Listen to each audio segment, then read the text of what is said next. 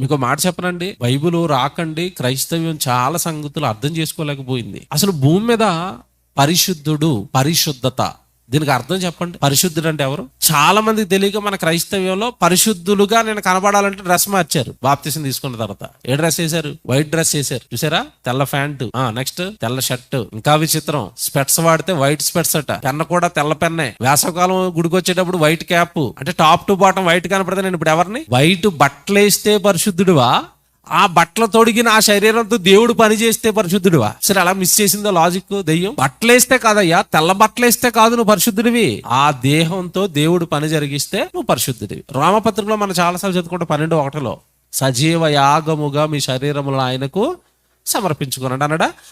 ఆ మొదట ఏముందో చూడండి అక్కడ 12వ కాబట్టి సహోదరులారా, ఇదిగో పరిశుద్ధమును, ఆ పదం చూడండి, పరిశుద్ధమును. నువ్వు పరిశుద్ధుడు అవ్వాలా? నువ్వు పవిత్రుడిగా దేవుడికి కనపడాలా? పరిశుద్ధమును, దేవునికి అనుకూలమునైనా సజీవ యాగముగా మీ శరీరములను ఆయనకు సమర్పించిన వాడు పరిశుద్ధుడు. యేసుక్రీస్తుల వారి దేహం ఆయనకు అప్పగించాడు, పరిశుద్ధుడు. అపోస్తలుడు దేహాలు ఆయనకు అప్పగించారు, పరిశుద్ధులు.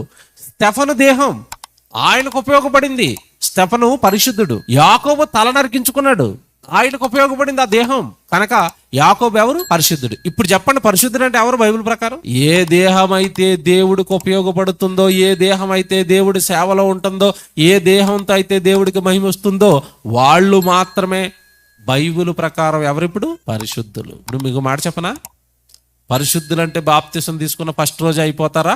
పరిశుద్ధతలో దినదినము అవయవాలతో దేవుడు పనిచేస్తూ పరిశుద్ధతలో మనం గొప్పవాళ్ళం అవ్వాలా? బాప్తిస్మము ద్వారా నువ్వు పరిశుద్ధతలోనికి ఎంటర్ అయ్యావు. తర్వాత చేస్తున్న పాపాలు పోవాలి అంటే పాపాలు చేస్తున్న అవయవాలకు దేవుడి పని అలవాటు చేయండి. అర్థమైందా? పాపానికి అలవాటు పడిపోయిన దేహానికి ఏం అలవాటు చేయాలి? దేవుని పని అలవాటు చేయండి. అప్పుడు మన పాపం, మన దేహానికి అంటిన పాపం పోయి మనం ఎవరమవుతాం అంటే పరిశుద్ధులం.